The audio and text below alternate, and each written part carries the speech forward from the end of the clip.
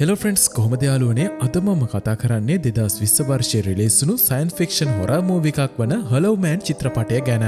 Movie එක පටන් ගන්නකොට මීයක් කූඩුවක හිර වෙලා ඉන්නවා පෙන්නනවා. මේ සතා ඉව කරලා කූඩුවෙන් පැන ගන්න ක්‍රමයක් හොයනවා. එතකොටම අදෘශ්‍යමාන බලවේගයකින් මේ මීයව කෑලි වලට ඉරලා දානවා. මේ අතර මූවි එකේ ප්‍රධාන චරිතය සෙබස්ටියන් කියන විද්‍යාඥයා පෙන්නනවා. ඔහු කම්පියුටර් එකෙන් රසායනික සංයෝගයක් ටෙස්ට් කරන ගමන් ඉන්නේ. ඒත් අවාසනාවට ඔහුගේ ඒ සිමියුලේෂන් එක අසාර්ථක වෙනවා. ඒත් ඔහු අල්ලපු ගෙදර ලස්සන කෙළ දිහා බලන් ඉන්නකොට අදහසක් එනවා. ඔහු ඒ සංයෝගය වෙනස් කරලා ආයෙත් try කරනවා. ඒ පාර ඔහුගේ වැඩේ හරියනවා. ගොඩක් සතුටටපත් වෙන ඔහු එයත් එක්ක වැඩ කරන ලින්ඩට කෝල් කරනවා. ඔහු අලුත් රසායනික සංයෝගය ඇයට පෙන්නලා විහිළුවට වගේ අපි දැන් නොබෙල් ත්‍යාගය ගන්න යන්නේ කියලා කියනවා. ඒ කෝල් එකෙන් පස්සේ ලින්ඩා නිදාගෙන ඉන්න මැතිව්ව හැරෙනවා. ඔහුත් ඒ ලැබ් එකේම තමයි වැඩ කරන්නේ. මේ දෙන්න අතර රහස් සම්බන්ධයක් තියෙනවා. ලින්ඩට ඕන උනේ හරි වෙලා වෙනකන් එයාලගේ සම්බන්ධය රහසක් විදියට තියාගන්න. මීළඟට කට්ටිය ලෑස්ති වෙලා අධිආරක්ෂිත පරීක්ෂණාගාරයකට යනවා පෙන්නනවා. සෙබස්ටියන් එයාගේ ෆින්ගර්ප්‍රින්ට් එකයි පාස්වර්ඩ් එක එන්ටර් කරලා තමයි ඒ පරීක්ෂණාගාරයට ඇතුල් වෙන්නේ. එතන පේන්නේ නැති අදෘශ්‍යමාන සත්තු කූඩුවල දාලා ඉන්නවා. එයාලා බලා ගන්න පුළුවන් තාප සංවේදී උපකරණ වලින් විතරයි. මෙතනදී ඉසබෙලා කියන ගොරිල්ලෙක්ව පරීක්ෂා කරනවා. ඒත් ඇය කලබල වෙලා ඉන්නේ. ඔහු විශේෂ කණ්ණාඩි දෙකක් දාලා ඇයව සංසුන් කරන්න උත්සාහ කළා. ඒත් හදිසියෙම ඔහුගේ අත හපා කනවා. මේ වෙලාව ඉසබෙලා ලැබ් එකම විනාශ කරලා ඒ කූඩුවෙන් එළියට පැනලා යනවා. සෙබස්ටියන් මැතිව් එක ඒ නොපෙනෙන ගොරිල්ලා පස්සෙන් පන්නන්න ගත්තා. ඔවුන් ගොරිල්ලාව මුල්ලක ඉන්නව දකිනවා. සෙබස්ටියන් ඉක්මනට ඉන්ජෙක්ෂන් එකෙන් විදලා ඒ සතාව සිය නැති කරනවා. ඒත් සේරණන් කැමති නෑ පරීක්ෂණ මට්ටමේ තියෙන බෙහෙත් සතුන්ට විදලා ටෙස්ට් කරනවට. ඒත් සෙබස්ටියන් ඇය කියන දේ ගණන් ගන්න නැතුව කියනවා ඔයාව අපි ගත්තේ පරීක්ෂණ කරන්න. නැතුව සතුන්ට ආදරය කරන්න නෙමේ. දැන් සේරා සෙබස්ටියන් නවීකරණය කරපු බෙහෙත නොපෙනෙන සතුන්ට විදලා පෙනෙන තත්වයට ගන්න යන්නේ. ඉතින් ඒ බෙහෙත ගෝරිල්ලට විදිනවා. බෙහෙත විදපු ගමන් ටික වෙලාවකට ඇය උපයන්න ගන්නවා. ඒත් අධික වේදනාවක් නිසා ඇයගේ හදවත නවතිනවා. ඒකට වැඩ කරන අය හැමෝම බය වෙලා හදවත පණ ගන්නන මැෂින් එකක් අල්ලනවා. වාසනාවට ඒක හරියනවා.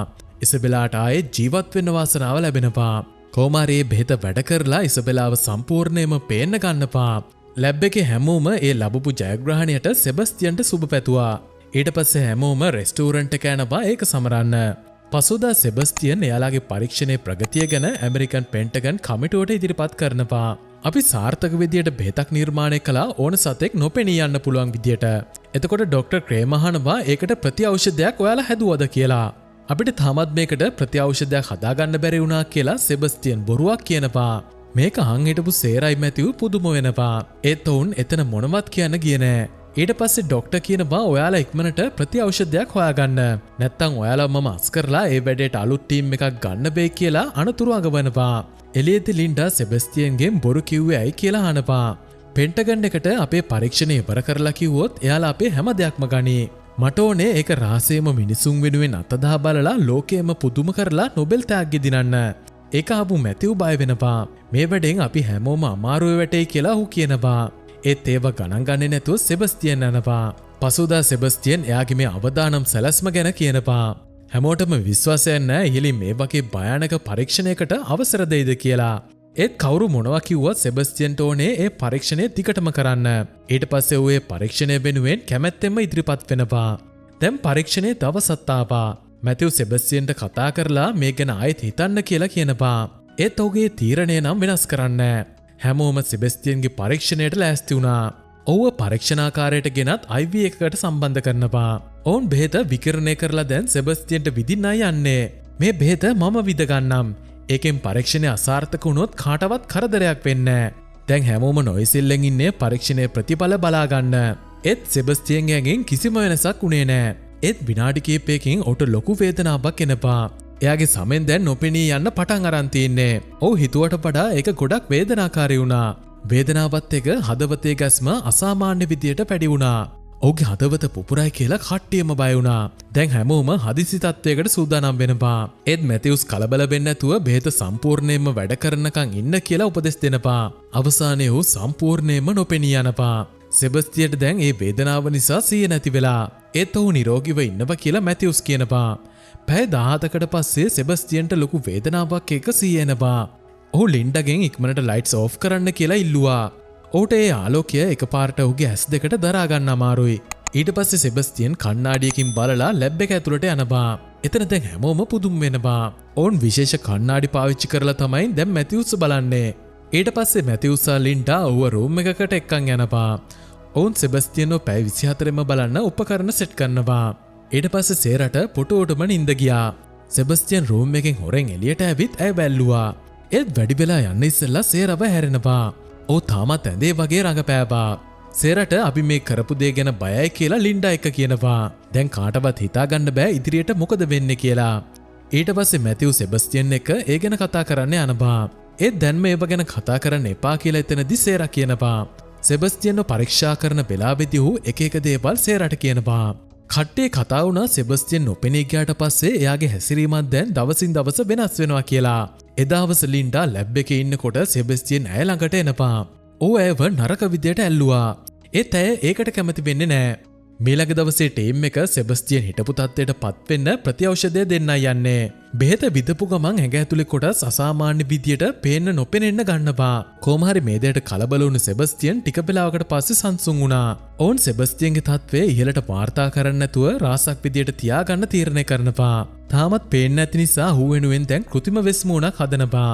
ඒ වෙස්මූණෙක් ඇස් වලයි කටේ සිදුරු හදනවා.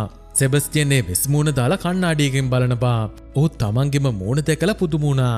ඊට පස්සේ ලින්ඩා මැතිව් එක ප්‍රතිඖෂධයේ සංයෝගය හදන්න උත්සාහ කළා.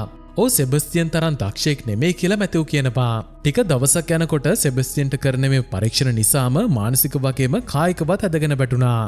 ඔහු ඒ ගැන මැතිව් එක්ක ආගිව් කළා.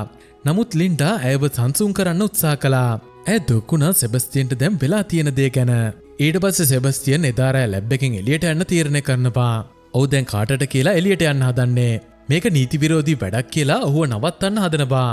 ඒත් සෙබස්තියන් කියනවා මම මේ නීතිය අද වෙනස් කරනවා. මොකද ඔහු තමයි මෙතන ප්‍රධානියා. ඔහු ඉක්මනට එන්න පොරොන්දු වෙලා ලැබ් එකෙන් යනවා. කාට ඉක්මනට මේ ගැන ලින්ඩට කියනවා. මේ අතර සෙබස්තියන් එළියේ ඉන්න පොලිසියෙන් බේරලා කාර් එකෙන් එළියට යනවා. පාරේ ට්‍රැෆික් එකේදී ඔහු පාරේ හිටපු කොල්ලෝ දෙන්නෙක්ව හොඳටම බය කළා. ඊට පස්සේ ඔහු ගෙදර එනවා එයාගේ බඩු වගයක් ගන්න. එතකොටම ඔහු අල්ලපු ගෙදර ලස්සන කෙල්ලෙක් ඇඳුම් ගලබනව දකිනවා. තමන් දැන් පේන්නේ නැහැ කියලා හිතන සෙබස්තියන්ට නරක සිතුවිල්ලක් එනවා. ඔහු මාස්ක් එක ගලවලා ඒ කෙල්ලගේ ගෙදරට ඇතුල් වෙනවා. ඊට පස්සේ එදිහා ටික වෙලාවක් බලාගෙන ඉඳලා ඇයව දූෂණය කරනවා. මේ අතර ලින්ඩා සෙබස්තියන්ගේ ගෙදරට එනවා. ඇය ගලබලා තියෙන මාස්ක් එක දකිනවා. ඇයට තේරුණා ඔහු ගෙදරට ආපු බව. දැන් ලැබ් එකේ අය ඔහුව හොයන්න සූදානම් වෙනවා. හැමෝම මේ දේ රහසක් විදියට එළියට යන්නේ නැතුව වැඩ කරන්න එකඟ වුණා. ඒත් හිතන්නේවත් නැති විදියට සෙබස්තියන් ලැබ් එකට ආයේ එනවා. මම මගේ බඩු ටිකක් ගන්න ගියේ. ඔයාලයි කලබල වෙලා කියලා ඔහු කියනවා. ලින්ඩා තමන් දැකපු දේ ගැන අහනවා. ඔයා මිනිස්සු අතරට ගියපු එක නම් වැරදි කියලා මැතිවුස් කියනවා. ඒකට සෙබස්තියන් තරහින් උත්තර දෙනවා. මම තමයි ප්‍රොජෙක්ට් එකේ ප්‍රධානියා. මට ඕන දෙයක් කරන්න බලතල තියෙනවා කියලා ඔහු දරුණු විදියට කියනවා. ඒත් ලින්ඩා ඔයා ආයෙත් එළියට ගියොත් මම ඉහෙලට කියනවා කියලා තර්ජනය කළා. මීළඟ දවසේ මැතිවුස් ප්‍රතිඖෂධයක් හොයාගත්තා කියලා කට්ටියට පෙන්නනවා. ඒත් ඒ පරීක්ෂණය 95%ක්ම සාර්ථක වෙනවා. ඒකට සෙබස්තියන් හොඳටම තරහා ගින් හැමෝටම බැනලා රූම් එකෙන් එළියට යනවා. ඊට පස්සේ ඔහු ලැබ් එකේ සිකියුරිටි කැමරා වෙනස් කරනවා තමන් ඇතුලේ ඉන්නවා වගේ පේන්න. ඒක කරාට පස්සේ ඔහු ලින්ඩා ගෙදරට යනවා ඇයව බලන්න. ඒත් ඒ වෙලාවේ මැතිවුස් ගෙදරට එනවා. මේ දෙන්න ආදරෙන් ඉන්නව දැකපු සෙබස්තියන්ට තරහා යනවා. ඔහු එතන ජනේලයක් බිදිනවා. ලින්ඩාට සැක හිතුණා ඒ සෙබස්තියන් කියලා.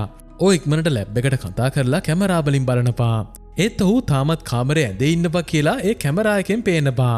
මේ අතර විකාරයෙන් වගේ සෙබස්තියන් ලැබ් එකට එනවා පෙන්නනවා. ඔහු දරුණු විදියට බල්ලෙක්ව මරලා දානවා. මීළඟ දවසේ සේරා සත්තු ඉන්න කොටසට යනවා එයාලට කැම දෙන්න. ඒත් ඇයි මැරුණු බල්ලව දැකලා ඒ ගැන සැක හිතලා සෙබස්තියන්ගෙන් අහනවා. ඒත් ඔහු කිසිම දෙයක් දන්නේ නැහැ කියලා කියනවා. ඔයා සිකියුරිටි කැමරා බලන්න. මම ඊයේ මුළු රෑම මේ ඇඳේ හිටියේ. ඒත් ලින්ඩට මොකක් හරි වෙනසක් වෙනවා කියලා අමුත්තක් තේරුණා. ඊට පස්සේ ඇය ලැබ් එකට එන්න කියලා හැමෝටම කතා කළා. ඇය මේ ගැන ඉහළට කියන්න තීරණය කරලා. ඒත් මෙයාලා දන්නේ නැතුව සෙබස්තියන් මෙතන ඉඳගෙන හැමදේම අහගෙන ඉන්නවා. මීළඟට ලින්ඩා මැතිව් එක්ක ඉහළ නිලධාරියෙක් වන ඩොක්ටර් ක්‍රෙමර්ගේ ගෙදර යනවා. ඔවුන් උන හැමදේම ඩොක්ටර්ට කියනවා. මේ ටීම් එක අනවසරයෙන් දරුණු අත්හදා බැලීමක් කරපු එකට ඔහුට හොඳටම තරහා ගියා. ඒත් ඔහු මේ ගැන තමන් බලාගන්නවා කියලා පොරොන්දු වුණා. ඒත් කාටත් හොරෙන් සෙබස්තියන් මේ හැමදේම ළඟ ඉඳගෙන අහගෙන හිටියා. ලින්ඩා මැතිව් එක ගියාට පස්සේ ඩොක්ටර් කෝල් එකක් ගන්නවා. ඒත් ෆෝන් එක වැඩ කරන්නේ නැහැ. ඊට පස්සේ සෙබස්තියන් ඩොක්ටර් පෝල් එකට තල්ලු කරලා වතුර ගිල්ලලා මරනවා. මීළඟ දවසේ ලින්ඩා ලැබ් එකට ආවම සෙබස්තියන් ඇව අල්ලගන්නවා. අපිට අද ගොඩක් වැඩ තියෙන දවසක් කියලා ඔහු අමුතු විදියට කියනවා. ඊට පස්සේ මැතිවුස් කියනවා අද මම ලැබ් එකට ආවේ පාන්දර 3ට. ඒ වෙලාවෙත් සෙබස්තියන් ඇහැරගෙන හිටියේ. එතකොටම කෝල්ලයක් එනවා ඩොක්ටර් ක්‍රේමා අභිරහස් විදියට ගිල්ල මැරිලා කියලා. ඒක අහපු ලින්ඩා බය වෙලා ජෙනරාල්ට කෝල් කරනවා. ඒත් ඒ කෝල් එක කට් වුණා. එතකොටම ඔවුන්ට තේරුණා එයාලට එලියත් එක්ක තියෙන සියලුම සම්බන්ධතා දැන් නැති වෙලා කියලා. වැඩි වෙලා යන්න ඉස්සෙල්ලා සෙබස්තියන් කට්ටියගේ දොරවල් ඕපන් කරන පාස්වර්ඩ් ටිකත් මාරු කරනවා. දැන් කට්ටියම ඇතුළේ හිර වෙලා ඉන්නේ. ටීම් එක එළියට යන්න හදනකොට ලැබ් එකේ ටෙක්නීෂියන්ගේ බොඩි එක හම්බ වෙනවා. එතකොට නොපෙනී ඉන්න සෙබස්තියන් හැමෝටම ඇහෙන්න මම මගේ බලය උඹලට පෙන්නනවා කියලා කියනවා. ඒත් ලින්ඩා මෝෂන් සෙන්සර්ස් යූස් කරලා සෙබස්තියන් ඉන්න තැන හොයාගන්නවා. මැතිව් කාට එක්ක ඔහු හොයාගෙන ගියා. ඒත් සෙබස්තියන් මේ දෙන්නා පුදුම කරනවා. මේ වෙලාවේ මැතිව් වැරදීමෙන් බටේට වෙඩි තියනවා. ඒකේ වාෂ්පනිස සෙබස්තියන්ව පේන්න ගන්නවා. මේ රණ්ඩුවේදී කාටර් අවාසනාවන්ත විදියට මාරාන්තික තුවාල ලබනවා. ඊට පස්සේ සෙබස්තියන් පැනගන්න සිකියුරිටි දොරක් ළඟට එනවා. දැන් මැතිව්ස් ඔහුත් එක්ක දොර ලොක් කරගෙන තියෙන්නේ. ඒත් ඔහු උමගේ උෂ්ණත්වය වැඩි කරනවා තමන්ව පේන්නේ නැති වෙන්න.